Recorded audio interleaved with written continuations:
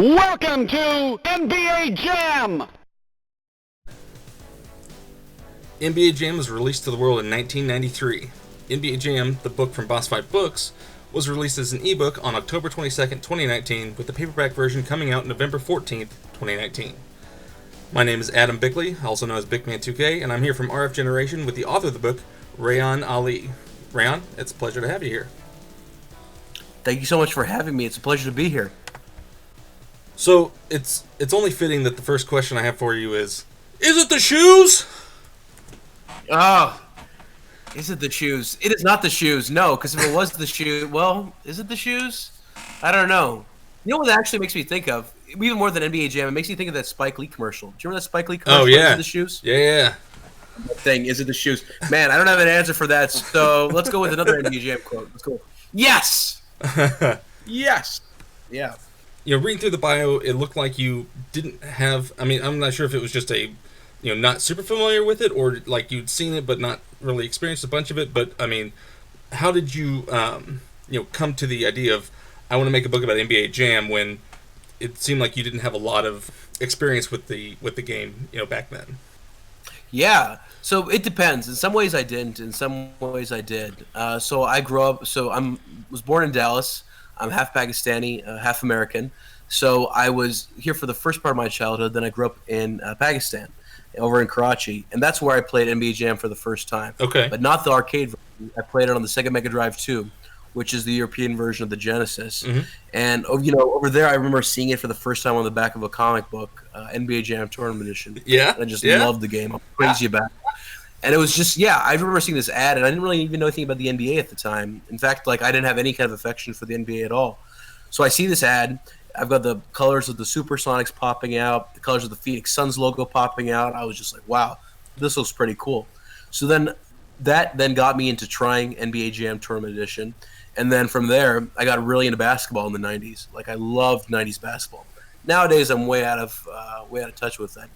But in the 90s, oh man, I would collect Beckett Basketball Magazine, trading cards, whatever I could. Now, a lot of the stuff my mom would have to send me just because I was so far away from where the action was. But the tournament, but rather not the tournament edition, the arcade edition, or the arcade version, I didn't play until many years later.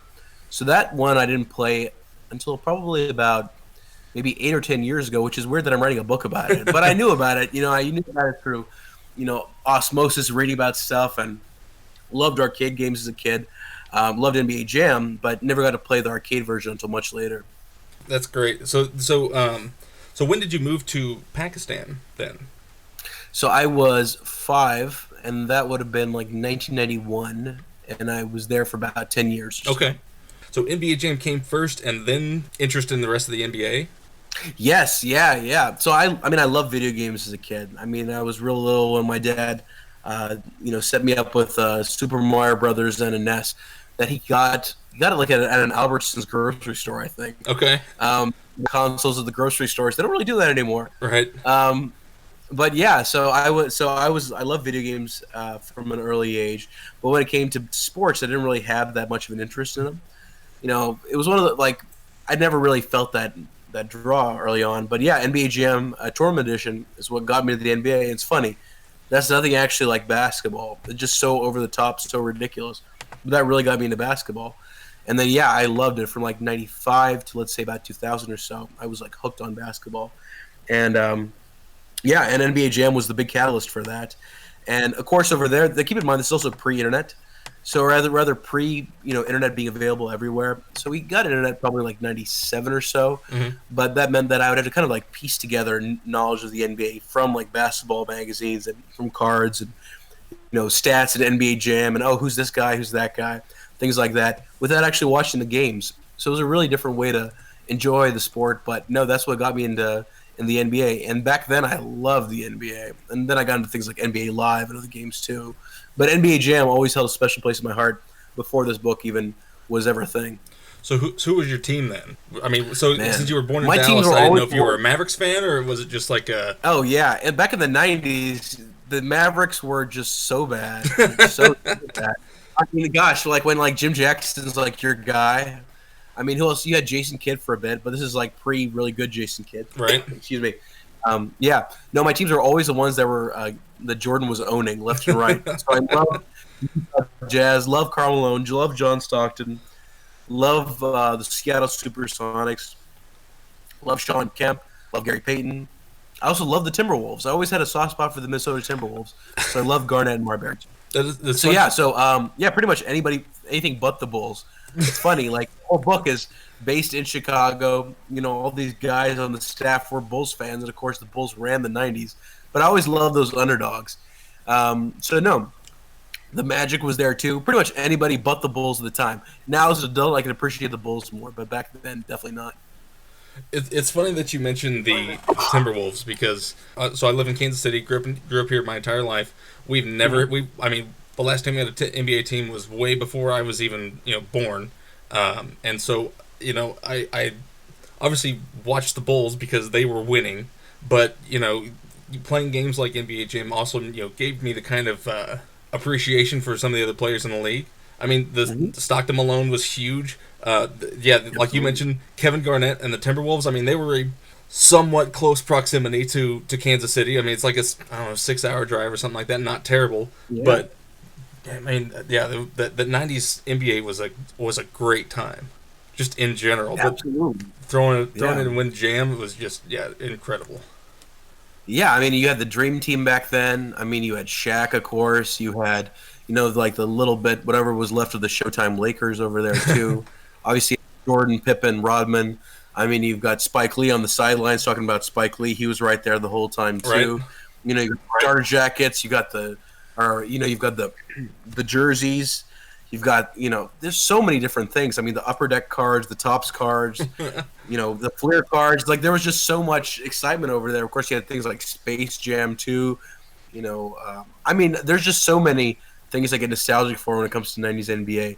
The personalities are really what set it apart for me, and I really loved all those guys. So, yeah, I mean, even in some ways, I was a Bulls fan, too. I mean, I say I wasn't, but at the same time, I remember really being into Space Jam. Yeah. So much so that I even have some stickers down over here somewhere. This is the weirdest thing. Over in Karachi, so this is like in the late 90s, knockoff Space Jam stickers were a thing. And they were knockoffs because they were so popular that they were being reproduced, which is crazy. Like, this is a thing. But yeah, knockoff Space Jam stickers were a thing. So certain fads would really make it over there and certain ones wouldn't. Okay. Like Jurassic Park really hit hard over there. Mighty Morphin Power Rangers, not really. But Space Jam definitely hit hard among preteens, let's say.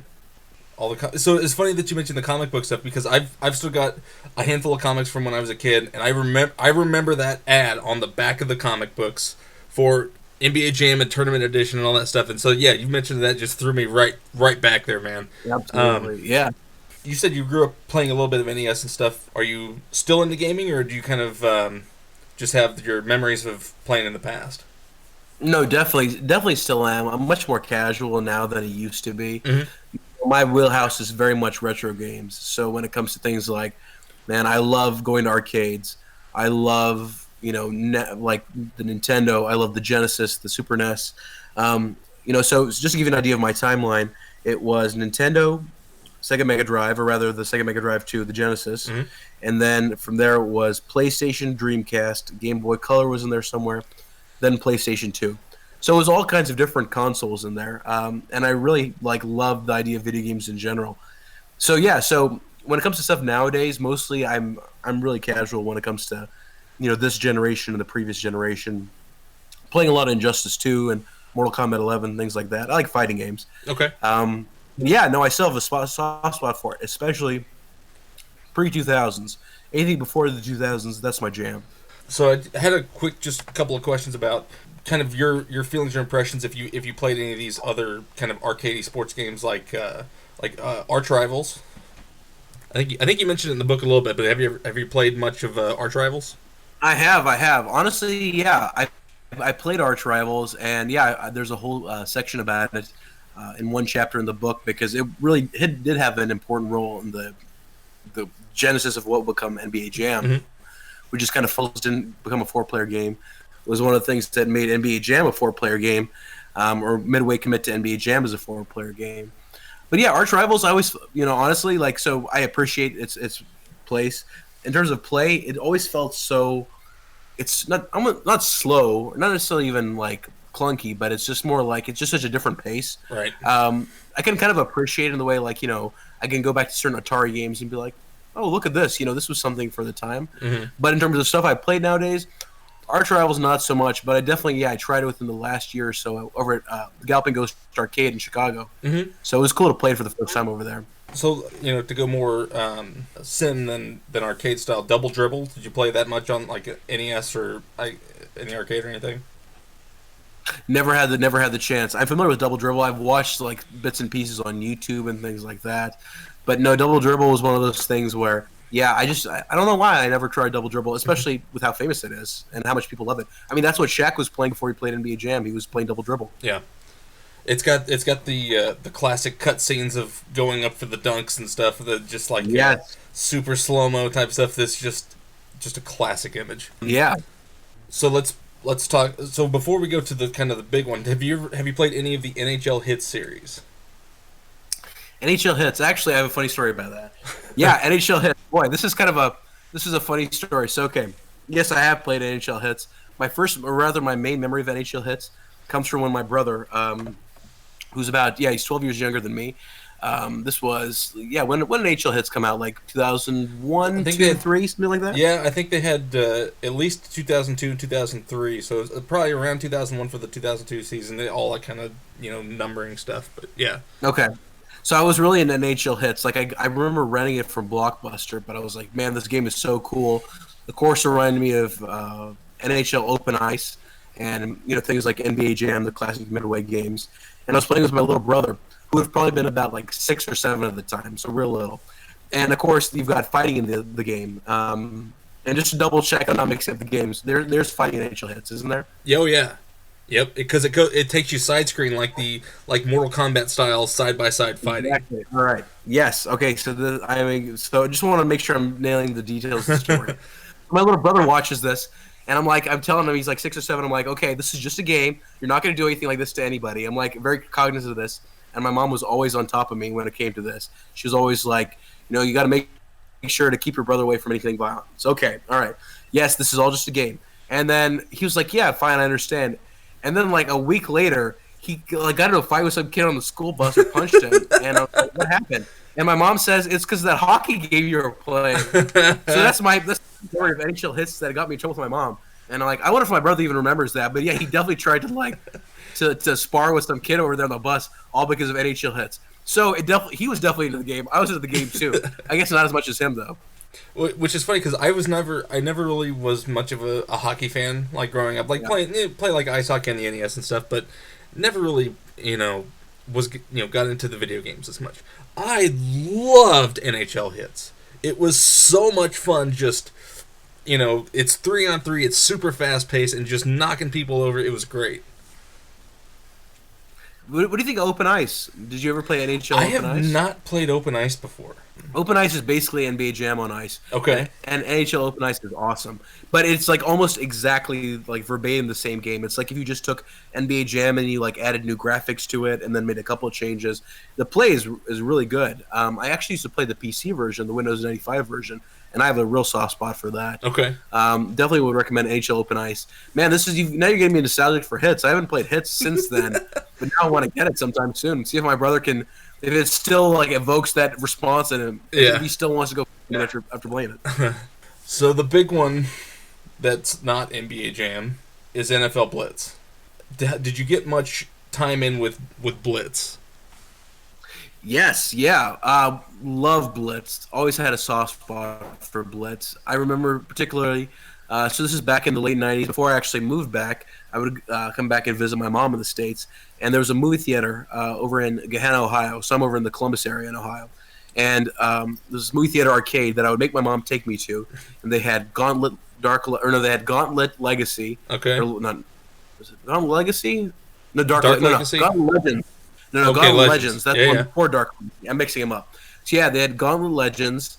They had the Harley Davidson game, if you remember that one. They had Mortal Kombat 4, and they had NFL Blitz. They had some other ones too, but these are the main ones that stick out. Mm-hmm. Man, I love Blitz. Blitz is great. So fast, so much fun. I mean, he just moves like that. And plus the secret characters, like being able to play as Raiden in there and Shinnok from Mortal Kombat. Yes. Oh man, I loved NFL Blitz, and it really did feel like an NBA Jam sequel in some ways. I mean, it was so direct and so obvious. I always had a soft spot for NFL Blitz. Not very good at it. In fact, I'm probably terrible. But I love it. And that's kind of the great thing about it is like they had N64, and so with the built-in 4 controller ports on the front, you get Blitz and 4 controllers. Man, you are in business. And so it's a party, man. It's ridiculous because it doesn't matter if you're winning or losing. You're just having a blast, knocking everybody's heads off, trying to stop them from getting a touchdown. Absolutely. And the same Midway guys, so many of them that worked on Jam worked on Blitz too. Mm-hmm. And it's very cool to have that kind of same line, just the same, seeing the same faces and having the same feel. No, I love Blitz. And then of course you've got all the Blitz games that came afterward, and then the Blitz the League, which is pretty interesting too. So I always thought Blitz is like a really fascinating subject too. I mean, I really wonder what was going on with the whole creation of Blitz the League. Somebody needs to write a book about that. Yeah, I think that was because that was right around the time when EA was getting the exclusive license, and so I think it was supposed to be licensed, and then eventually, when they got the exclusive license, then they had to basically go back and say, all right, we're going to get all these retired players who aren't under the NFLPA, and then we can just go, kind of go that route. It was still a lot of fun to play. Yeah. I ended up picking that up, and it's still pretty fun, but it still doesn't quite, hit the same as the older ones. It's not the same as the older ones, but it's interesting that, from what I understand, the NFL was putting a lot of pressure on Midway to tone down the game. Mm-hmm. So, of course, the original content over the top. And then with each passing game, it gets a little bit less like the original Blitz.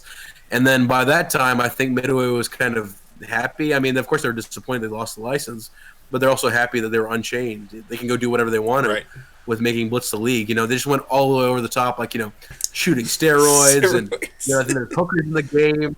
God, there was a whole bunch of other stuff too. I'm forgetting offhand, but I definitely remember hookers and steroids. Well, yeah, and then all the hard hitting injuries with showing the impact of like the broken bones and all this stuff. Exactly. Is just like that eventually got made its way into like Mortal Kombat with the X-ray views and stuff. It's like this is just nuts. That is absolutely right. Yeah, no, that's such a funny precursors of the same group of guys, and of course the guys on the Mortal Kombat team just worked down the hall from the original guys on Blitz. Mm-hmm. And even though Blitz the League was developed by a little bit of a different team, synergy over there, so it's funny that as you pointed out, all the Blitz the League stuff lives on in Mortal Kombat 11 in some ways. That's funny. Another Mortal Kombat games. So what do you think the early games like Jam and TE have had such a lasting impact compared to, like even the Wii version or any of the kind of later ones? So this is the first game of its kind, or the first and second game of its kind. So it already has the novelty. And then plus, you had the guys at Midway behind it that were a really sharp group of people. I mean, these guys were really on. They were really into their games. They really knew what they were doing. And the time, the timing was just perfect. I mean, they just released Mortal Kombat. They're about to release Mortal Kombat 2. Midway's on hot streak. They're heating up. Of course. Yes. Yeah. And then you've got the commentary, which was just fantastic. You've got the whole Chicago Bulls thing when Jordan was on top of the world. Mm-hmm. You've got the Dream Team being a thing. I mean, all those things came together. The fact that NBA Jam is the first arcade game with an NBA license on it. I mean, it was the perfect storm. And the gameplay is still so good. I mean, that's one of the things I really appreciate about NBA Jam, is that it starts off with nostalgia. Like, let's say if you're one of these, if you're somebody who hasn't played NBA Jam in years, so I'm sure you've played it pretty recently. I have too. But let's say if you're one of these guys that walk into a barcade, like, oh man, NBA Jam, I remember that from when I was a kid. I loved NBA Jam. And you play it, and it isn't just, okay, I like it, for the nostalgic feel of it, but you start to get into it. And then if you're at a barcade, you start to drink, and it started getting more and more like intense. And the gameplay is so good, the whole rubber banding. So the gameplay itself really holds up. Somebody described it. Yeah, it was Johnny Ballgame from GamePro magazine, John Robinson. Mm-hmm. He described it as a fighting game, like it was almost like a fighting game in sports form, and it really feels like that. The back and forths, the trash talking. NBA Jam just has so many special things going for it, and all those personalities. I mean, the licenses. It was just a perfect time. I think one of the other things that kind of helps keep that magic is that you're right there. You're not playing against some dude across the country on a mic. You're right there trash talking, getting in their face, jamming on somebody, and then turning to them and be like, yeah, I gotcha. And, whether it's your friend or just some dude that you met, you got that just instant impact trash talking kind of fun. It's just a blast. Absolutely. And the 4-player element, too. I mean, there's not a lot of games out there where we can have 4 players in there. Mm-hmm. I mean, as much as I love fighting games and whatnot, you're not really going to play a 4-player fighting game. Actually, I wonder if there are 4-player fighting games in the arcade. I'm curious about that. But that was a tangent. Otherwise, yeah, a 4-player sports game, I mean, something like that really draws people in. It really hooks them. So NBA Jam just had so much going for it. So, one of the things that I learned early on about the game was that it made $1 billion in the first year they came out, which just seemed like an astronomical figure. I mean, yeah, the comparison I always use is Jurassic Park, which made something like $340 million or $343 million. Mm-hmm. Over 1993, NBA Jam did close to triple that. That's just wild thinking about that. I mean, that it had such an impact, but the timing was right, the gameplay was there, to the point that people are spending like millions of dollars in tokens / quarters on this game. I mean, it holds up though. So yeah, the 4-player element was huge too, and trash talking in person, always a fan of that. I mean, the timing of that too was special. Mark Trammell, the lead designer at NBA Jam, he said to me that competitive games were really the hot thing at that point. This is when Street Fighter 2 was really hot, like when it was kind of new to have, and then of course Mortal Kombat comes along. So you want to have competitive games, less cooperative games, less, any kind of puzzle games or racing games, whatnot. Competitive games were really where it was at that point. And NBA Jam is like that competitive thing just taken to another level. Yeah, because you can compete for a high score on the table, but that's not really going to get you the kind of feedback as being able to take your friend on and just beat them right there, just head on. You don't need a high score. You just need to win against your friend. Exactly, yeah, and especially with how Trammell and the team programmed it, so that you're on a seesaw. You're doing well, and then all of a sudden, then you're doing well again, then doing poorly. So you're constantly engaged in the game, and he's got all these little tricks that he did under the hood to keep people engaged that really thought were so cool. I mean, there's a lot of creativity that went into that too, and a lot of stuff that not everybody even realizes when they're playing NBA Jam. And secret characters that came afterward, all those Easter eggs. I mean, NBA Jam just had so much going for it. There's pretty much no way it couldn't be a hit. All right. So you had interviews with, all kinds of iconic names. Trammell, as you mentioned, and Kid Throw. You got Shaq and Glenn Rice. Was there someone that you wanted to get in touch with that you weren't able to? Great question. I have done several interviews, but nobody's ever asked me about who I didn't get. So yes, a couple. So let's see. So I know Seth Rogen's an NBA Jam fan, and I was just curious to see if I could get his perspective for it. Respectfully declined, but Seth Rogen was one. He's apparently a hardcore NBA Jam fan. When they were filming the interview, the movie about North Korea, he was playing NBA Jam. I think it was the 2010 version, but he was playing some NBA Jam game obsessively. So there's a couple of articles that were written about him at the time that you can see that he and his writing partner, I think his name is Evan Goldberg, they were playing NBA Jam just constantly. So he was one. Another one was Macaulay Culkin. So there's a brief little story in the book about Macaulay Culkin, who's an NBA Jam fan, or at least he was back in the early 90s. I was like, man, it'd be cool to get Macaulay Culkin for the book. So I did not get him for the book, but I remember I was over at my day job, and I got a phone call, and it was his management. And I was like, oh, okay, wow, you calling me. He's like, sometimes, most of the time, if you get rejected, you're lucky to get an email. Right. Much less. But, I got a phone call from Macaulay Culkin's agent. It's like, oh, thank you so much for reaching out. At first, I thought it was like, oh, my gosh, this is it. Wow, Macaulay Culkin really wants this is going to be great. I'm not sure how much material I'll get, but you know what? Let me try it.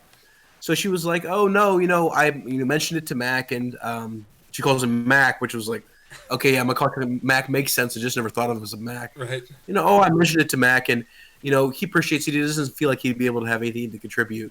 In my head, I'm like going like, it doesn't matter if you have nothing to contribute. It's Macaulay Culkin. Please give me anything. Give me a shred. I don't need a chapter. So, but she respected the claim. But I was, yeah, and I was grateful just for that she called me. Right. So I'm gonna try again now that the book's out. I'm gonna be like, hey, Macaulay Culkin, you used to love NBA Jam back in the day. You want to try this book?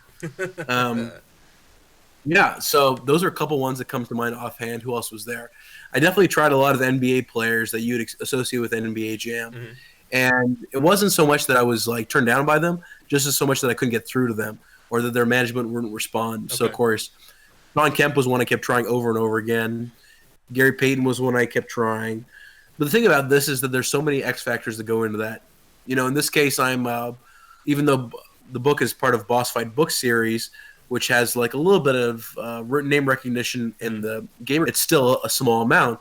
And when you're going outside that, even like I can't use that to work with. All I've really got is NBA Jam. And of course, I'm a no name right now too.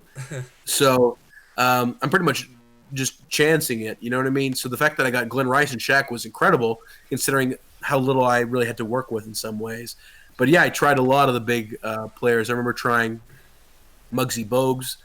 I tried, man, who are some of the other iconic NBA Jam players? Certain ones I knew I couldn't really find in the first place, like Karl Malone, John Stockton, for them. But, what's funny is I did hear from Gary Payton's management afterward. Now, this was about something else. It was long after the fact. Still nothing's really been done about it, as in, we never put a bow on that. But something might happen someday. But yeah, no, I definitely tried a whole bunch more people than made it to the book. But that's the thing about this, you know what I mean?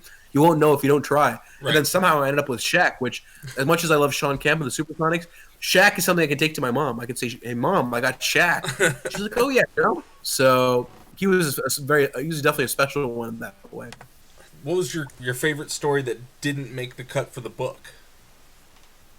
Ooh, favorite story that didn't make the cut for the book, man. I really wanted to do a little bit more towards the end versus a story for the book in particular, or a story about NBA Jam. Mm-hmm. I wanted to do a little bit about the barcade scene nowadays. I mentioned it briefly, but I'm thinking it's really interesting that NBA Jam really lives on with barcades, and how I feel like NBA Jam is absolutely a staple of them. I mean, you've got, I think, 3 or 4 in Columbus, and if they don't have NBA Jam in arcade form, they've got it on the consoles somewhere. Yep. So it's so iconic, and I would like to do something about that.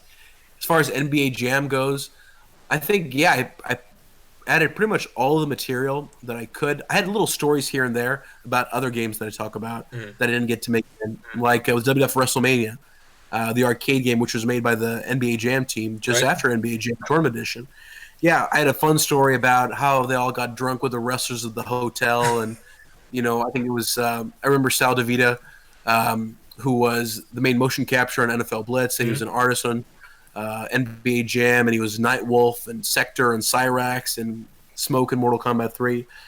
He was like they would all get drunk with the wrestlers, and a couple little stories over there that would have been fun. But everything I squeezed all in. I mean, the book is really long. I mean, it is. It now it's packed. It's hefty. This is a hefty book because this is the longest by far in the series. Because I was like, okay, I need to get it in there. I need to get the tank game at least mentioned in there. I need to get the secret characters in there. I need to cover all the different facets of it. So I'm really proud of the fact that I managed to find a spot for everything in there. So in terms of NBA Jam, nothing really got left out. Maybe a few more details here and there, but nothing offhand. It was more about the other games and things like the barcade nowadays. Cool. So this is sort of there's a buddy of mine who is a huge Mortal Kombat fan. How did you get started with the Mortal Kombat NetherRealm? Oh, man. Oh, I love that. Yes. Mortal Kombat NetherRealm. Oh. So this is back in the late 90s, still when I'm in Pakistan. And these are what I like to call the dark ages of being a Mortal Kombat fan. So, people nowadays, they take it for granted. It's like, oh, okay. Oh, Warner Brothers didn't release a new game for like 2 years, but they were doing Injustice in the meantime, and that's a great game too. It's a big franchise there, and it's got Mortal Kombat characters in it. People got upset when Mortal Kombat 11 didn't come out immediately.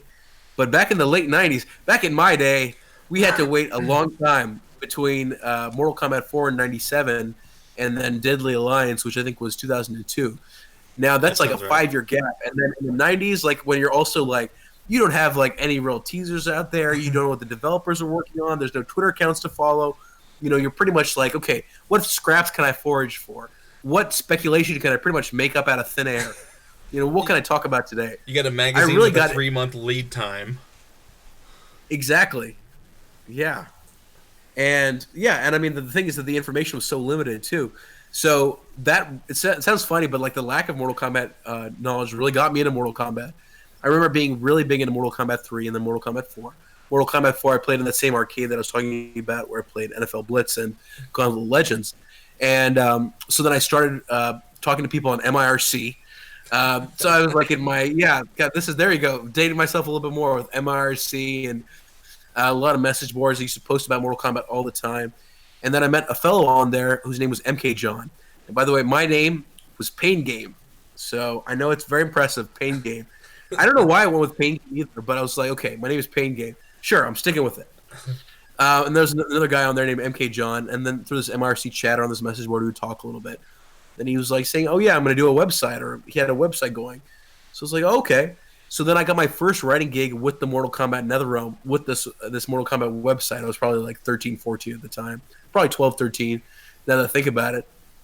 And I was really immersed in Mortal Kombat at that point. I mean, we would have chats with whomever we could get. Like we had chats with Dan Electro, a writer over at GamePro Magazine. And we would just talk about Mortal Kombat, talk about whatever. And it was super cool to be part of that community back then. And then I got to really, really love Mortal Kombat even more as I got to talk to people about it. But what's fun is that with this book, I got to revisit so much of that. I mean, I got to talk to Dan Electro all these years later, now for NBA Jam, the book. So he was my very first interview back in like 99, 2000. Yeah. And I spoke to him again a few years ago. So like a 15, 16-year gap. And he made it into print with the book. So yeah, no, it's Mortal Kombat NetherRealm definitely has a soft spot in my heart. None of the files are saved, unfortunately, but I wrote some pretty cool stuff. I wrote a whole FAQ of the game The Grid. Do you remember the Grid game? Oh, a little bit. I don't remember playing it a bunch, but I remember a little bit. Yeah, it was pretty obscure. It was what the Mortal Kombat team was working on between Mortal Kombat 4 and 5, which was Deadly Alliance. And I did a whole FAQ of this game. Check this out. I did a whole FAQ of a game that I never actually played, which is incredible. Yeah, this is the power of the internet also. So in Pakistan, there'd be arcades where you could play games. Like, for example, there was a KFC where you could play Wave Runner. There was a Pizza Hut where you could play Mortal Kombat. But the Grid or Mortal Kombat 4 and any of the recent games like NFL Blitz, those wouldn't make it over there, which is why and plus there wasn't much of a market for certain American games. Anyways, the Grid was one that I really knew I wanted to do something on because it was what the Mortal Kombat team was up to. So I emailed John Vogel, who was working on the story for the Mortal Kombat team and then worked on the Grid too, and over in Chicago, and I did a whole FAQ back and forth with him about this game single time, which is just wow. Now don't get me wrong, I did not publish any there was no false information in there. Like everything was vetted, but for him because I couldn't play it myself. But my buddy MK John, who ran the site over in Seattle, he got to play it and verify some of that stuff for me. So there's a pretty good FAQ out there. I'm gonna try to dig it up someday and be like, look, I wrote an FAQ about a game I'd never played. That's a trip, man. Yeah. A couple years ago, I got to actually meet and speak with Tim Kitzrow and Sal DeVita at an expo up in Connecticut. And is that where you got your shirt? That's where I got my shirt from. Yeah. I've actually got a I can't tell. I'm not sure if you can see it on the camera. I see it right there. Yeah, so I remember seeing that at Tim's booth. Yeah. Yeah. So I got one of those. A guy at this show bought one and gave it to him, I believe. I think he. And so I've got this one up here that's signed by Tim and Sal. So I mean, it was just a trip because then they had an NBA Jam tournament at the show that Tim came over and did commentary for on the final, and that was just a trip getting to meet and talk to those guys about Jam and Mortal Kombat because they just down from them was Divisio and Daniel Pacina probably. Yeah, it was Pacina. Of course, he was there for like 2 or 3 different years, and so just seeing all those different guys and getting to hear their stories and kind of interact with them was just a trip. Most of your interviews, were they kind of email correspondence? Were they all just phone calls that you were just recording to get everything down? Yeah, very few of them were just email only. I feel like with the email interviews, the problem is that you can't really capture somebody's tone, and they're not going to go off on tangents. Like, nobody's ever really going to make a mistake in an email interview. Right. Like, you're not going to accidentally say, like, something that you shouldn't have said or hint at something that might be, you can't really get a lot of subtlety or nuance in an email interview. Sure. So, yeah, it was almost all phone interviews. And I would say that, I sort of started talking to Trammell and Tim, Mark Trammell and Tim Kitzrow and Sal DeVita several years ago. And what's funny is I never met Tim until after the book was finished, and it was more in the editing process, the rewriting process. Uh-huh. And but no, it was all through developing relationships over the phone that whole time. I mean, talking to them in general, I mean, talking to Trammell, talking to Kitzrow, like I said, I had a blast just meeting them and getting to get their perspective on how things were being done, the experiences they were having just as a group in general. You relay that pretty well in the book as far as how some of the groups were working together and finding out all these different things, and how Sal was being used for all these different motion capture things, even though he's mostly like an artist. And so it's all right. So you've written for Rolling Stone and Wired. Is that your primary profession? Are you a writer, or is that just something that you've kind of more of a passion thing that you've enjoyed doing as well? Yeah, so it's been both. So so I've had kind of ups and downs in my writing career in terms of the freelance game. So the freelance game is a real tough racket. I mean, you're pitching individual articles. You have to come up with your own ideas. It's very competitive. You have to pretty much keep up with culture all the time. So yeah, I've written for a bunch of places. Like you said, Rolling Stone, Wired, Spin, The Atlantic, the AV Club, Complex, American Airlines In-Flight Magazine, which is something I never thought I'd say. But it's kind of cool anyways to be like, oh yeah, American Airlines In-Flight Magazine, of course. Duh. All weekly free papers they get all over the place. It used to be my day job, but honestly, like I said, it's a tough racket. The pay was really bad. Plus, you don't get taxed on anything. So when April comes around, you are just like, God, what is it going to be? How bad is the bloodbath going to be this year? So, but that said, though, I hustled. I was a freelance writer for probably like 3 or 4 years straight, maybe even longer than that. It was 3 or 4 years, and that was where I really got lots and lots of experience. I've been writing for many years. Talked to all kinds of cool people. Talked to Mike Tyson once. Talked to a bunch of WWE guys. Talked to lots and lots of musicians. All kinds of folks. Not really a lot of game stuff, funny enough. But yeah, so it was my main gig. And then in about, I think it was 2015, it was 2014. So just before I started working on this book, I was like, I want something with some stability. So my day job was working with insurance websites, which is, if I feel like a superstar over here, that's just there to bring me right back down to earth, a superstar over there. My coworkers think I'm pretty cool, but my clients, not so much. Or at least they don't know anything about my double life. So I work with that, and I did the writing on the side. So I kept freelancing even as I was working for my day job. So I started off temping there, and then I was full time. And then it was 2015 was when I heard about Boss Fight Books, and they had this opportunity for pitches they were accepting. And I was like, man, I've always wanted to write a book. That would be a lot of fun to do something substantial. I mean, we're doing freelance writing. It's all short articles.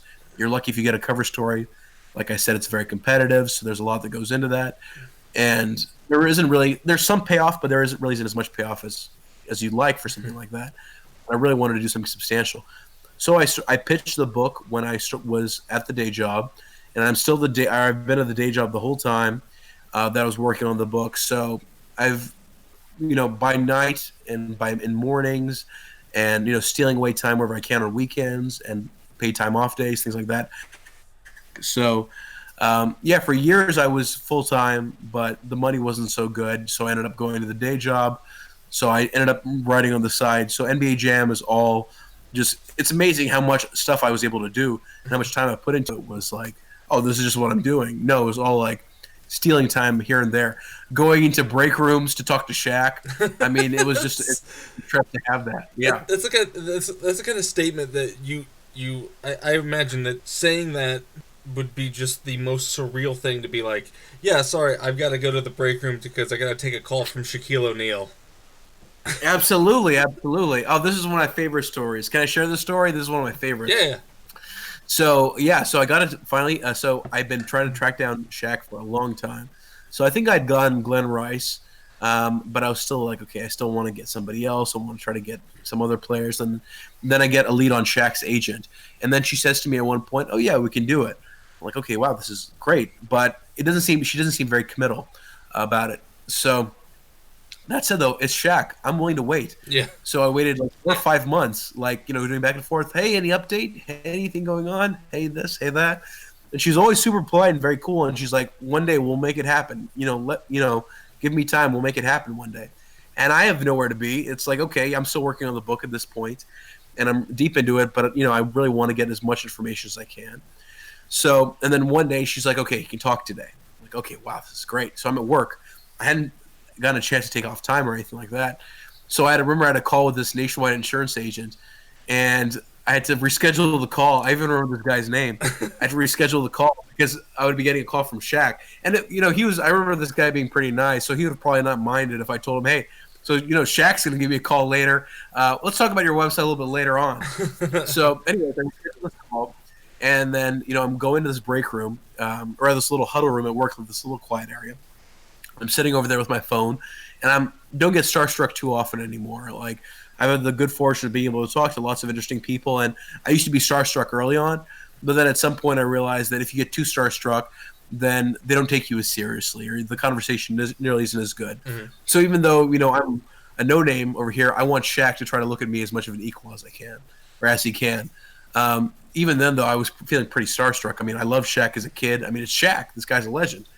So I'm sitting there in this huddle room, waiting for him to call, and then nothing happens. So then I text his agent. I was like, "Hey, yeah, I haven't heard anything. Any idea what's going on?" And she's like, "He hasn't called you. Just give it a second." And then all of a sudden, I get the phone starts to ring, and it's an unknown number, or unknown caller, and I pick it up, and the voice on the line goes, "Hello," and I was like, "Shaq, I'm finally talking to him." And the build-up, by the way, is not just the fact that I'm working on this book for a long time. It's 5 months of waiting to talk to Shaq. Mm-hmm. It's like, oh, wow, finally. So I talked to him, and I have a really great interview, and I've got all my questions printed out. I'm sitting over there, and, all my coworkers are outside, not looking in or anything, but they're over at their desks. But I'm over here talking to Shaq, and I'm thinking, this is real interesting. And then he starts to he's in his car. He's talking on the speakerphone of his car. And he starts to back out of his driveway. And you know how if you don't plug in your seatbelt or you don't close the door, your car makes like a ding, ding, ding sound? Uh-huh. Well, his car was making that sound. And he was like, what is that? And I was saying to him, yeah, man, hey, have you checked your seatbelt? And I was thinking, man, this is so weird. I'm in an office in Columbus, Ohio. Shaq is pulling out of a driveway somewhere in Florida. And I'm talking to him about NBA Jam. And I'm like, man, life is pretty cool sometimes. It was just the most amazing thing ever. And, God bless Shaq. He didn't have to give me as much information as he did and as much time. And he gave me some really good material. All the NBA Jam stuff's in the book, but he talked to me about some other games and some other fun things, too. We got to talk about Shaq Fu for a second. And he was very much like, don't worry, that game did just fine. The technology wasn't there, but the game did just fine. Don't you worry. Right. So I think he got a pretty good check with Shaq Fu. So anyways, I get done with this interview. I'm like, oh my God, I finally got him. He's my white whale. And then I leave the room, and my coworkers know that I had just gone in there to talk to Shaq. And then they say oh my God, did you talk to him? Was he there? Was it really him? I was like, yeah. And I played the recording, and they're like, oh my God, it's Shaq. And that was one of the coolest moments overall, was impressing my coworkers by leaving to go to this little huddle room and talk to Shaq and coming out, having talked to Shaq, a new man. But yeah, it's so weird how that happens. I went down to my work parking lot to talk to DJ Jazzy Jeff one day to call 8:30 in the morning. It's like, man, this is so cool. I'm just calling up DJ Jazzy Jeff from my car at 9:30 in the morning, pretending that I'm gonna go leaving for walking around the building or something, but turns out I'm actually talking to one of the dudes from Fresh Prince of Bel-Air. So any cool things like that. And that Shaq story is absolutely one of my favorites. That's hilarious. And really, it's it sounds like such a Shaq move. Just I'm not even gonna do anything. It's just, what's that noise? It's just yes, exactly. Yeah, he also curses a lot, which I was surprised by. Actually, I think I've heard him curse a couple of blooper reels from the NBA of silent interviews gone wrong. But no, he at least that day he cursed a lot. But you know what? Seriously, he gave me so much good material, and he was really engaged. And sometimes I've talked to a lot of different people, and some of them it's just okay, I'll speak to this guy, but I'm not going to give him really any kind of brain power. I'm not going to say anything of worth. I remember having a pretty disappointing interview with a famous band that I loved, and their answers were really, really phoned in. But Shaq, man, he went above and beyond. And, I think I asked for him for 15 minutes. We talked for about 20 minutes. And I got to post those clips sometime. He was a lot of fun, but a good dude. And he really did a stranger solid. I mean, again, I'm trafficking on the goodwill of NBA Jam. And he was able to give me, the 20 minutes that really have substance. So shout out to Shaq, man. He did me solid. He's a good dude. He really is as advertised. So how long on average were you kind of speaking with these folks? It sounded like there were some that were just kind of a one-off, but some were over the course of several days or weeks or whatever. What was kind of your process like with was it just like Glenn Rice, for example, or Termel, which just kind of a brief overview about how that went. Yeah. So Glenn Rice was, I think, 15, 20 minutes or so. Glenn Rice also super enthusiastic about NBA Jam. I mean, he loved the game. I mean, he said, I quote this verbatim, I was an NBA Jam junkie. He was just really into it. And he talked to me about big head mode and all this stuff that indicated that it wasn't just like, he recognized it, but he really loved NBA Jam. And told me great stories about waiting in line in an arcade in Miami to play NBA Jam as himself, which is just wild to me. I mean, not only are you famous for this, but this is literally your job. You are waiting in line to play yourself at your job in a game. There's just so many layers, like this NBA Jam inception. So I got him for 15 to 20 minutes or so. With some of these, the names, bigger names in a way, like DJ Jazz Jeff, Shaq, John Romero, George Clinton. Those are probably anywhere from 15 minutes to a half hour, depending on the time frame. Most of them around 20 minutes, but the real substantial ones were the midway guys and the developers, and people like Mark Trammell I talked to for an hour and a half at a time, or Tim Kitzrow I talked to 2.5 hours at one point. Yeah. And those are really the more, honestly, the celebrity ones are cool for being okay, checked it off the bucket list, got Shaq, got this, got that, and I get little bits of good material. But the real stories, the real meat, comes with those long interviews and being able to talk to somebody for a while, relax. And the more I got to know them, the more they relaxed around me. The more Tim Kitzrow really, my questions got better as time went on and more specific. And then he really realized that this wasn't just something that was okay, I'm releasing this little quick book and it's all done. No, it's something that's going to be a big thing. It's going to be written like a novel in some ways, with story and character and plot and this and that. And then, of course, 4 years later, I finally have it. So building rapport over time was really crucial to the story being as good as it could be. And I was lucky that so many of these really big names in NBA Jam gave me a lot of time on Tim Kitzrow. It's funny that you mentioned George Clinton, because that was the kind of thing was as a kid, I didn't have any idea who George Clinton was. I didn't have any idea who most of the a lot of the secret characters were, but it was learning about those and who Air Dog was. That was such a cool story about Air Dog and getting the autographs and stuff. And so I mean, I don't want to give it away. Obviously, people should just pick up the book. But that was a great story about that. Who was your favorite of the secret characters? Oh, what a great question! Now you're saying favorite from the people that I got to talk to for the book, or just my personal favorites? Let's go with your personal favorite. And if you need to break them out into the original and TE or however you want to do that. Oh man. Okay, so taking the political implications of who he is nowadays out of the picture, Bill Clinton was just so random that I loved having Bill Clinton in NBA Jam. I mean nowadays it's so painfully 90s too. It's so painfully 90s to have Bill Clinton in a game. Exactly, and to have him there, and then have Al Gore there and Hillary Clinton over there. I mean, Bill Clinton in NBA Jam is just what a great image. And actually, for a moment over there, I was thinking about I wonder if I could get in touch with Bill Clinton for this book. And I was it's probably not worth it. He's probably not going to give me any time, so I didn't try. But this was, I think, I remember being really deep into it before Hillary announced her presidential run, or just as she was starting to. And I was she's on a press tour. Maybe she'll give me 5 minutes. I can say I talked to Hillary Clinton about NBA Jam. But then I never ended up actually pursuing it. But I kind of wanted to try it for a second. I mean, I feel like my chances of it would have been 0.0000001%. But I'll never know because I never tried. But no, I really love Bill Clinton for the novelty aspect. Love the Fresh Prince of Bel-Air. Here's a fun story about that.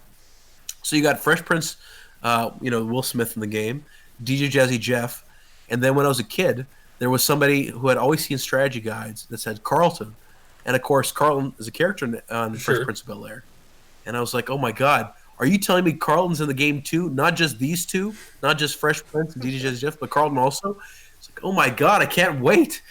And then I'm like, okay, and I enter it, or I find out about it later on, and it's just some like random looking like white dude. I'm like, what is this? This isn't Carlton from Fresh Prince. And it turns out there was an artist named John Carlton Oh who yeah, did yeah. he was in the blue screen stuff, and I get into him in the book, and super good dude, super good dude. But I remember as a kid being perplexed, like, this isn't Carlton. Like, what is this? Like, I got so excited. Carlton's in the game too. Turns out this guy's name is Carlton, but John Carlton's an awesome dude. And I remember being so surprised by that and being like, man, now I wish Carlton from Fresh Prince was an NBA Jam. But so many great characters. I love those guys. I loved all the developers being in the game, Mark Tremello and whatnot. Mm-hmm. But if I had to narrow it down to, like, let's say 2 or 3 of them, Bill Clinton is iconic. NBA Jam Bill Clinton is iconic. In some ways, I almost think he's like a different person than Bill Clinton in the real life. You know what I mean? Like, he's like this perfect 90s version of Bill Clinton who has brown hair for some reason in some of the versions. I don't get it. It's like the developers weren't even trying. He's like, Arsenio Hall Bill Clinton is what it is. It's Exactly, caricature Bill yeah. Clinton playing the saxophone Bill Clinton. Exactly. That's the Bill Clinton that's crystallized right over there. And then, yeah, Will Smith and whatnot. Boy, I bet I'm going to get off of this and I'm going to remember like 5 really good ones. And I'm like, oh my God, I love those guys. But just offhand, Bill Clinton, Will Smith. Yeah, there's so many good ones, though. So kind of the same lines. Do you have any favorite cheat codes? I mean, Big Head Mode's just hilarious. Actually, no. Let me ask this question. Do you prefer the original NBA Jam or Tournament Edition? Because I feel like people kind of have their preference as to which one they prefer over the other. And I really never played a bunch of TE in the arcade, but I played it on the console versions, and just the ridiculousness of all the hotspot shots and the cross court dunks and all that kind of just stuff. But it feels like it was the ridiculousness and the craziness was fun to do. But it feels to me like it didn't really still hold like the original did. So do you have a personal preference between the two? I imagine you have a strong nostalgia for TE since that was the one that you kind of grew up with. But I mean, currently, do you have a preference between the two? Definitely. When I go back and play NBA Jam, I look at kind of like an historical perspective. I mean, I spent so many years just reading about NBA Jam, and talking about it, and learning about it, that when I play the game, I see like 50 different things. Like this makes me sound like Zach Galifianakis from like Hangover or something, but it's not like that. It's not like, oh, things are going over here, but more like I'm like, oh yeah, there's Tony Goski over there on the side, or that's what that scoreboard means, or this was how they did the rim physics, things like that. So NBA Jam I appreciate more, but in terms of playability, I loved Tournament Edition. Now, when it comes to like hotspots and too much of the crazy dunks, I'm not into that. Some of those ideas were Acclaim's doing, where like one guy could go from like one code to the other. Midway thought that was too over the top for them.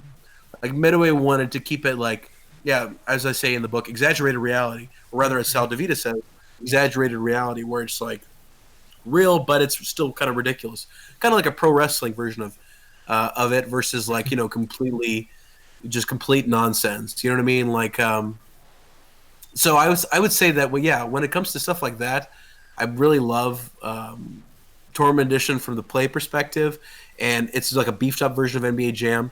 But for historical value, I mean NBA Jam hands down in terms of like when I see the game and what it really meant to the culture overall.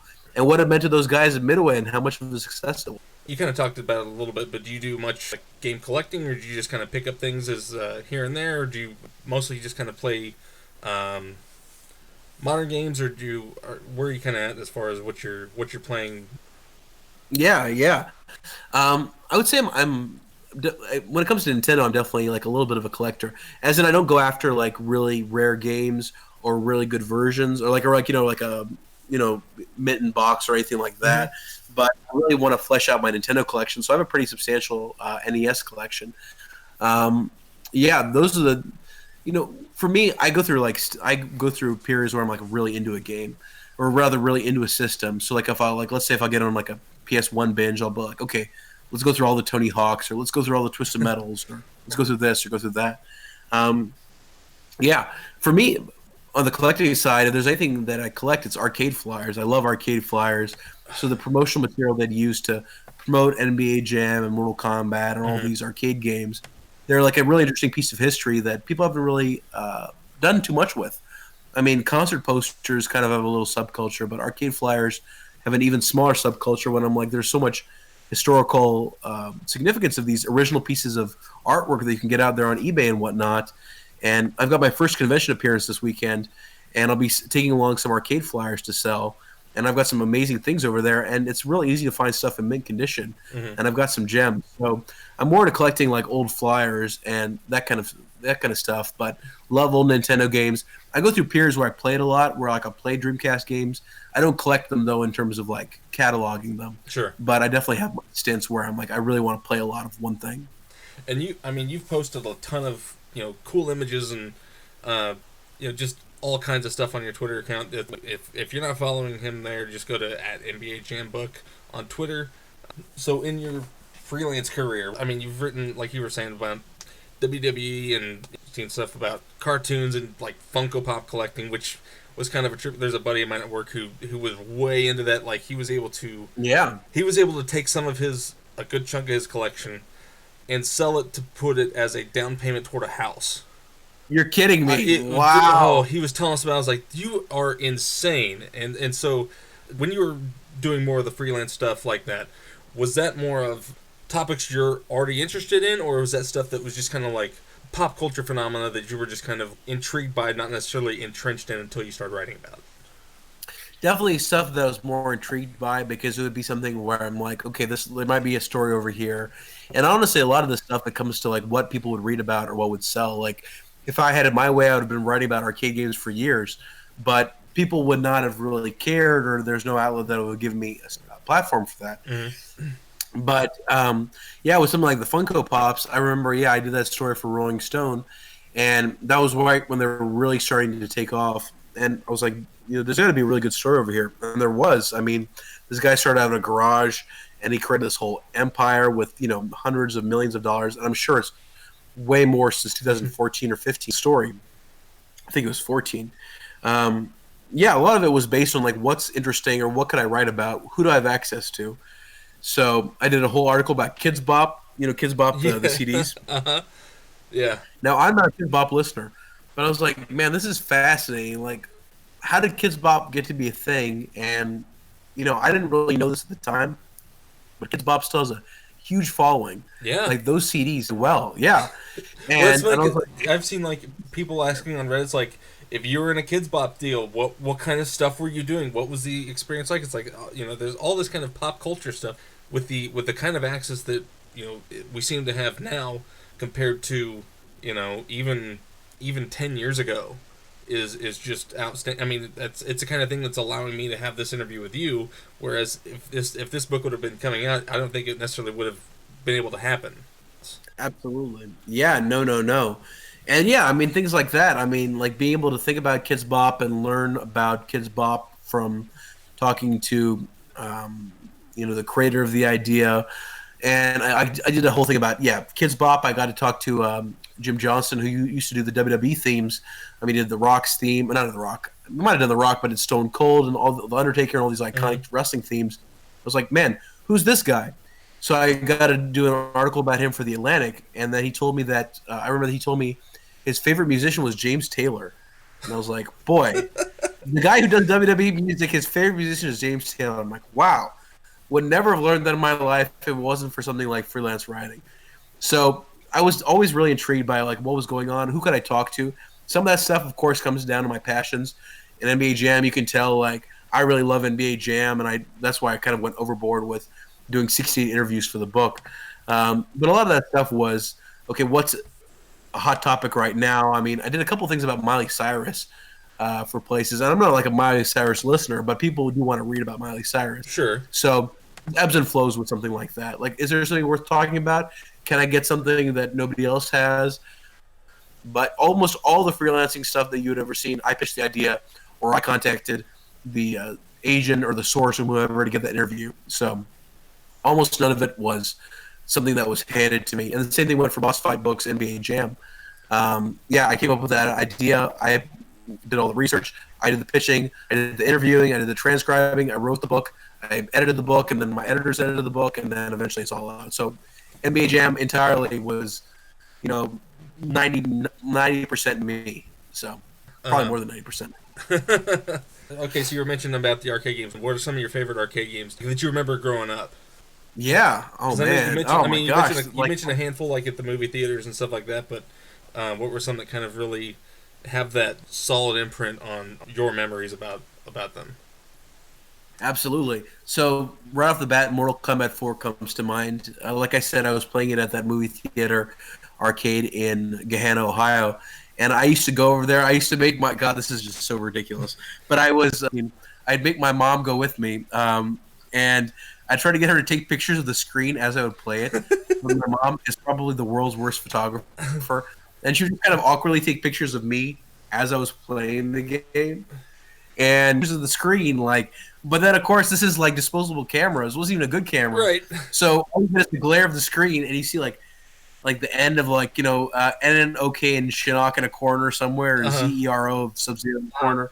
It was terrible. I love Mortal Kombat 4. I loved Gauntlet Legends. I played that obsessively.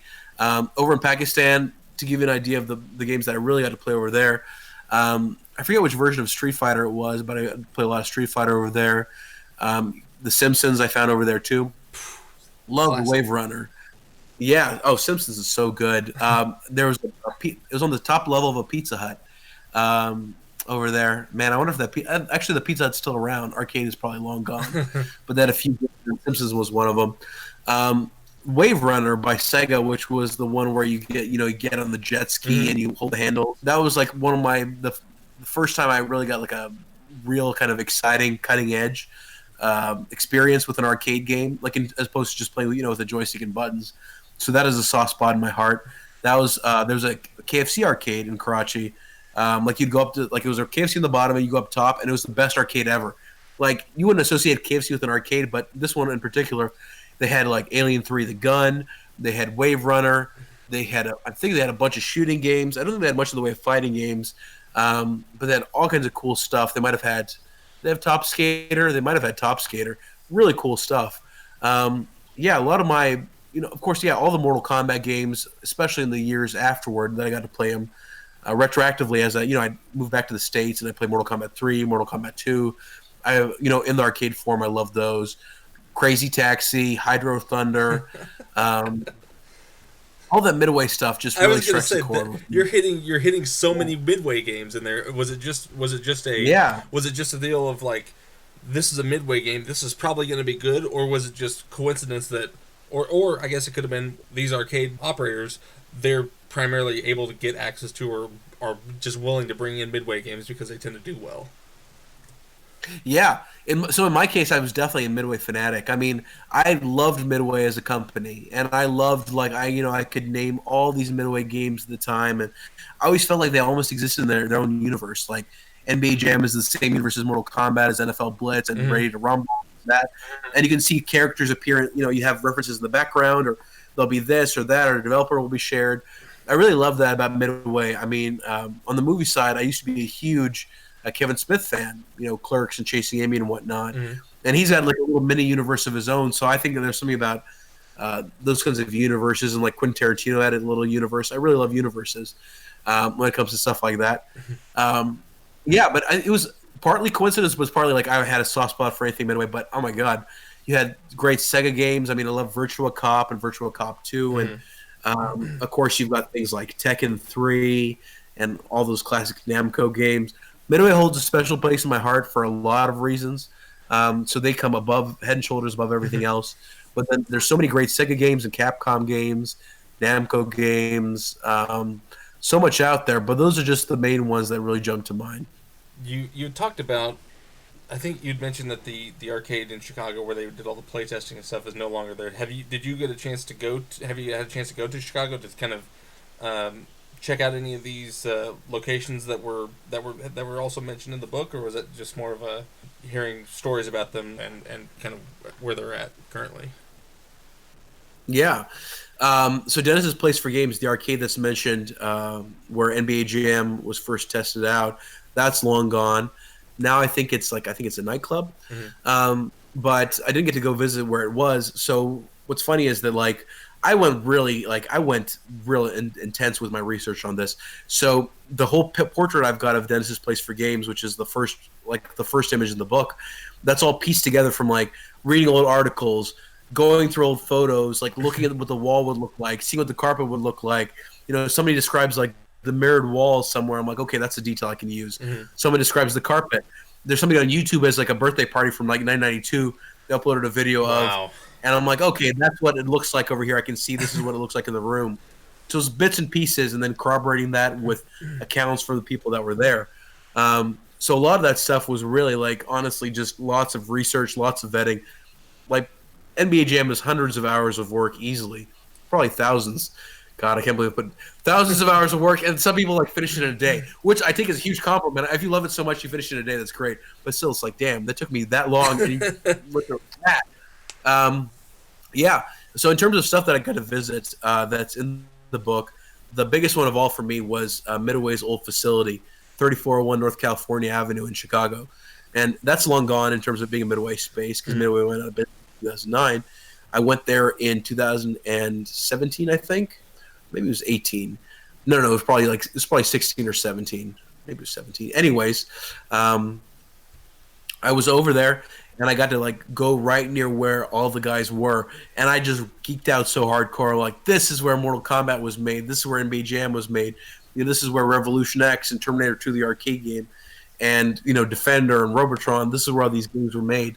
So I got to like walk around over there and like try to soak in the ambiance in some ways and see, okay, this is where the Chicago River is. So I didn't get to visit places as they existed, but I've got a really big imagination. I was able to be like, okay, this is what it would have been like back in the day. And the more I talked to people, the more I learned about it. It was the book is composite, is one big composite of a whole bunch of different things. But I was lucky enough to go see where 3401 North California Avenue is, even though it's a vet's office now. I mean, I'm gonna have to at this point go see if I can find that video of the arcade, because I know that reading through the book and hearing the details about the arcade and everything, and trying to see if it kind of matches with what I was kind of seeing in my head too, because I mean I can't imagine what it would have been like to one, just have that opportunity to build a machine like that, but then two, it feels like it would be such a trip to just kind of have it out there, be sitting back, and then kind of just getting that kind of instant feedback on a project like that. I do coding now. You get the kind of feedback of like, this is finished, this is working, but it's not like, the kind of thing where it's like you're watching somebody do something with such a labor of love that was then just causing that much happiness in people, just to have that kind of an experience would just, I think, just be incredible. Now, obviously, they're not all going to be hits, but to have that kind of a feedback on something, on that kind of a project would just be, I think, just insane. It's such a trip to think about something like that. And now of course you've got things like focus groups, and you can go through analytic data, and you can see Trammell works over at Zynga right now working on mobile games, so you can go through and say, okay, this and this interaction produced this, this is when the player did this. So much of that is just like sitting back and watching. And what's funny is that nobody cared about the developers. Like, you might say, oh my gosh, there's a game developer over here watching it right now. Mm-hmm. Maybe I'll maybe I'll get his autograph, maybe I'll get a photo, maybe I'll at least even pay attention to who he is. Yeah. But back then, no one cared. Like, no, they're like, okay, great, you made the games, but I want to see the game itself. So it was a tough crowd. And the fact that NBA Jam was able to win over that tough crowd really solidified that, okay, if it can win over the Chicago crowd, it can win over pretty much anybody. So it was very cool hearing about stuff like that. And Trammell used to love watching people's reactions and seeing how people responded to his games as they were playing them. Yeah, that was very cool. I mean, just hearing reading the stories about Trammell, and like just the smallest kind of details that he would think about, I never would have even picked up on any of that stuff. That's not even something that would have entered my mind as any kind of a thing, to even consider if I would have been in the position of making that game. Based on reading this and just obviously seeing the product of all of his work and everything, that's just a different kind of mind that's working on all this stuff, but it's produced some really just kind of killer products behind it. Absolutely, and he's been there the whole time. I mean, he goes back to the Apple II up until Zynga, like current mobile games. Like that's a crazy wide span. I mean, he's seen all the ups and downs. He's seen the arcades and they weren't hot. The arcades were hot in the '90s and they weren't hot. He saw, PS2, Xbox, all this stuff come and go.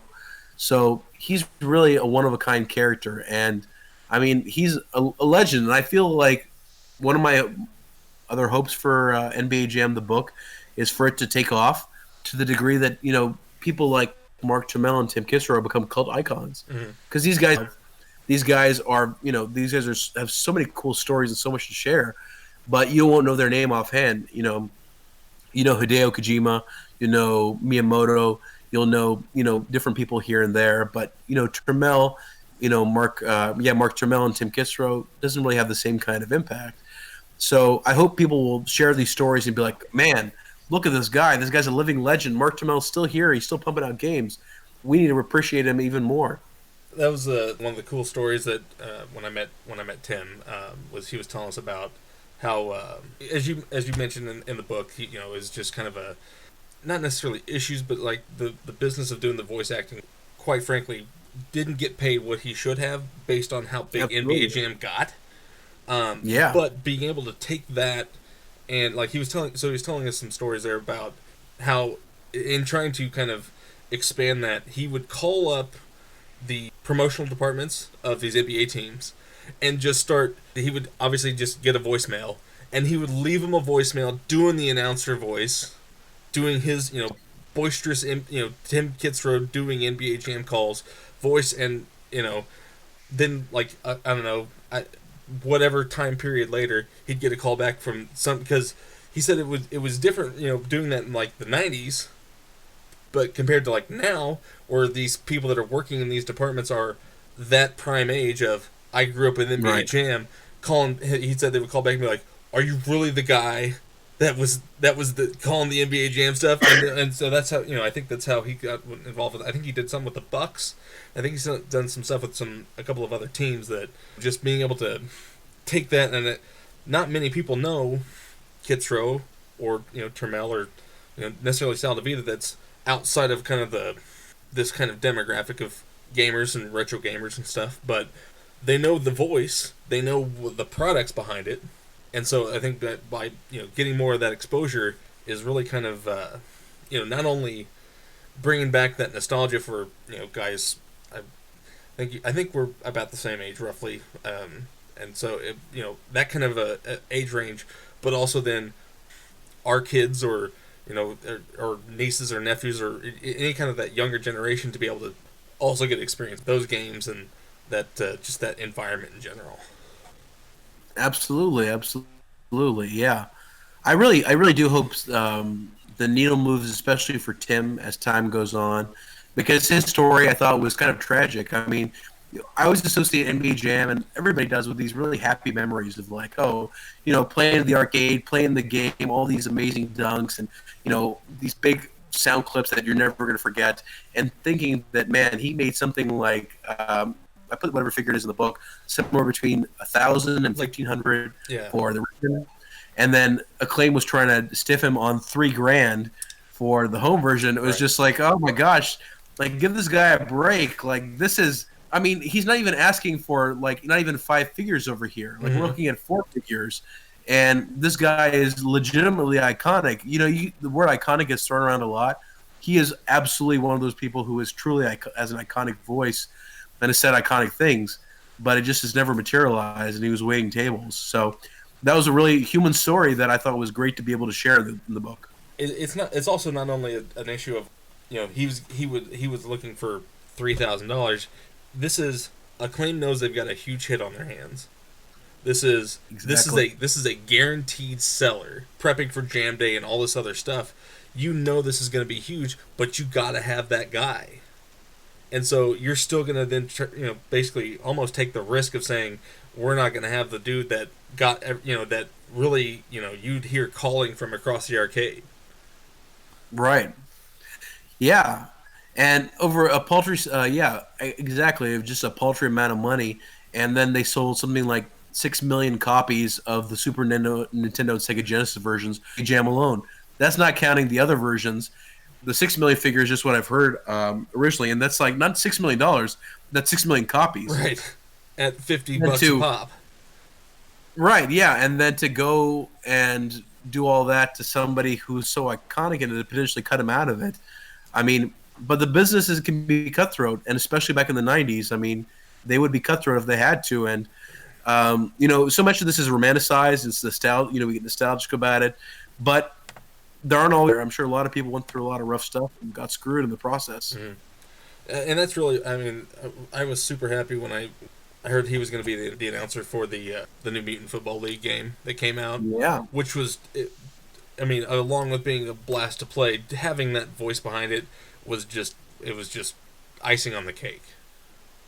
And I'm not sure if you had a chance to play it or not, but it was just a blast. I haven't had a chance to play it. I've watched a bunch of gameplay footage of it, and I really was hoping it was going to take off. I think sometimes the cult things like need something to like make them take off. You know what I mean? Like, Untitled Goose Game right now is in the news. Yes. So like, I'm sure something like Untitled, something like probably like somebody played Untitled Goose Game at the right time or shared it, and then Untitled Goose Game like goes bonkers like Flappy Bird does when it does. Yeah. I was hoping something like that would happen for Mutant Football League. It didn't, unfortunately. But yeah, it's a super cool game, and it's so cool that Tim is still so active and so busy. He's always up to something. Mm-hmm. What's your team in Jam? Who's your favorite team to play as? I feel like the classics are a classic for a reason. I mean, they're cliches. They're cliches for a reason. You got to go with the Utah Jazz in the original NBA Jam, Stockton Malone. You can't beat that combo. And then in Tournament Edition, Kemp and Payton, there's nothing like it. So I go back to those teams I used to love as a kid. It all comes full circle with that. Plus, like those guys, like it's like they're iconic video game characters in that way. You know what I mean? I feel like if you play as Karl Malone in an NBA Live or an NBA 2K or whatever, like it's kind of cool. It's cool to play as Karl Malone. But I feel like Karl Malone NBA Jam is almost like his own video game character. So Sean Kemp NBA Jam is almost like a different video game character. So I love those guys. Yeah, I mean, there's so many great teams. You've got the Knicks and the Bulls and the Suns. It's got to be the Jazz and the original NBA Jam and the Sonics and Tournament Edition. But what about you? So I had the Super Nintendo version. I didn't play the arcade version a ton as a kid. I think I had it on the Super Nintendo, and the first time I really got to play it in the arcade was just mind blowing. But I played a lot of the Bulls just because it had Scottie Pippen. And Absolutely, yeah. It didn't have. Obviously there's no Jordan, but small details. Horace Grant and those goggles. It's just the. How are you going to resist those goggles? Yeah, it's just the little touches that were just obviously the faces aren't super detailed necessarily, but you get those little kind of details that really just kind of help draw in that immersion into the game. Even though as ridiculous as it is, you get that just the small detail of a couple of white rings around Horace Grant's eyes. The presentation of NBA Jam. I mean, it's not only a basketball game and then you see the score. You've got all the lead and stuff. You got the attract mode with, Kerry Hoskins and all the gameplay. Yeah. You have the halftime stats. You have all that stuff that just, iconic for the game, and really just kind of, it's like we were just talking about. The goggles. It's just that kind of attention to detail that really, helps draw people into it. I think just kind of to throw back to what we were talking about before with the classic versus the modern stuff. Those kind of touches, were just also, that wasn't really a thing. They had those stuff, but they may have had a halftime thing or something like that, but it wasn't like you didn't have player stats, you didn't have, all the just different, like, the small touches, just the extra polish that just really are just iconic at this point. Absolutely. They really put their backs into it. They put everything in there. They had themselves in as secret characters, and of course you've got the cheerleaders. All those details how it were, like you were saying, and that presentation of NBA Jam is something that I thought was just so cool. I mean, that really holds up to me. I mean, the way the graphics appear, the overlay when you score a point. Sal DeVito was telling me that sometimes he'll like catch an NBA Jam, he still feels like his brain is being fooled, that it looks like a real game to him. When they flash on the screen, they go away, and you take these kinds of things for granted now, like seeing a pair of goggles and thinking of a character, or seeing Scottie Pippen look like Scottie Pippen. Mm-hmm. But this is where Jam innovated in another way that we didn't really talk about, is that it was one of the first games, if not the first game, to actually have faces within the game that look like the characters, so that look like the real players. I mean, it wasn't just on a static screen. It wasn't just on the player select screen. It was actually within the game itself, and that, I think, really just put it on another level. But there was so much love that went into it. I mean, it was developed over 10 months by 7 people, and these guys really put their backs into it. They really loved that game, and I think that's one of the reasons it still holds up, and I think that's why it shines through. That's why you're wearing that shirt. That's why I wrote this book. I mean, NBA Jam is just something special. Yeah, like I said, we haven't really touched on it, but yeah, the art direction. Talk about in the book how every face, every angle was hand drawn. It's not, you're not doing just like a 360 image and then importing that onto a figure. You are hand drawing all these images of players, which, I don't know how much they could necessarily, skip some steps on, especially in 1992, 1993. But you're essentially, doing this by hand to do all the artwork, all the graphics for everything.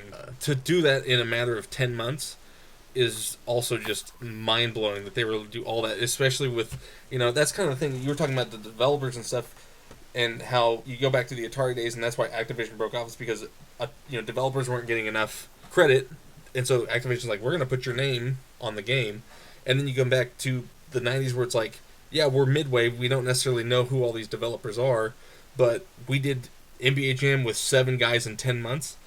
Obviously, looking back on it now, it's just incredible knowing the limitations that they had to work through and all the different hurdles to try and make it through. Yeah, no, they were such a special group, and then, I mean, just to go along with that, thinking that Mortal Kombat is being developed a few doors down, and I mean, just thinking like you've got 2 iconic games here, 2 legitimately iconic games being developed just in the same office. Mm-hmm. Yeah, I mean, it was just so special. It was such a special time, and it really reminds me of Image Comics, which was really hot studio in the early '90s. Yep. It's like, I think that was like 7 people too, and obviously Midway as a company had many more employees than Image Comics did, but there was something about it. It's like it felt very raw. These people loved their games. I mean, NBA Jam was huge, but obviously when they were developing the game, they didn't know NBA Jam was going to be huge or not. Mm-hmm. They hoped it would be huge, but they just did it for the passion. And I mean, it was just really such a special time. And yeah, Tony Goski, the guy who did the faces for the game, like you said, he hand drew all of them. He ended up doing backgrounds for Mortal Kombat 2, and he still works with NetherRealm Studios today. So it's so cool that all those people are still connected. He's still working Mortal Kombat all these years later. There wasn't really a good technology for doing the motion capture stuff for them to then develop a method to, capture the the dunks and the jumps and fall, all the different motion capture that went into that. Also then, was repurposed and reused for Mortal Kombat and Blitz and all these kind of other subsequent games. They really did. I mean, it really was a magical time, and they did some really incredible things to not only pull off this game, but also then help additional games down the line too. Absolutely. Midway was very special. So, I mean, yeah, it's gone, but things like these stories that I've got over here really make me feel like, okay, at least, you know what? Even if Midway's gone, we still have these stories about Mark Jamel and Sal DeVita and all these guys, and Ed Boon and John Tobias, all of them preserved somewhere. So it's so cool thinking that, like, this was gone, but like all this, luckily so many of these people are still around in the industry and alive, and we can document these stories. So, it was so special. I mean, I miss Midway all the time, but had a hell of a run though. Yeah, sure did. Just kind of close things out. Reyan, congratulations on the book. It was a fantastic read. I highly recommend anybody that is even a casual fan to pick it up and check it out. It's already out on ebook and available for paperback. In the meantime, check out his Twitter, NBA Jam Book. You can order all of these from bossfightbooks.com. And again, really appreciate the time. This was a lot of fun. The book was fantastic. Highly recommended. Thanks for being here with me today. Hey, thank you so much for having me. Your questions were great. It was a lot of fun, man. So for RF Generation, this is Adam Bickley. Thanks for listening.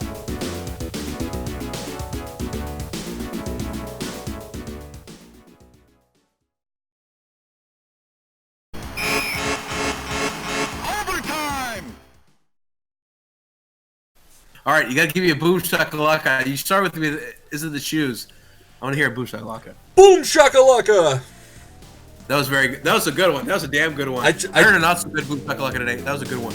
Boom shakalaka. Oh.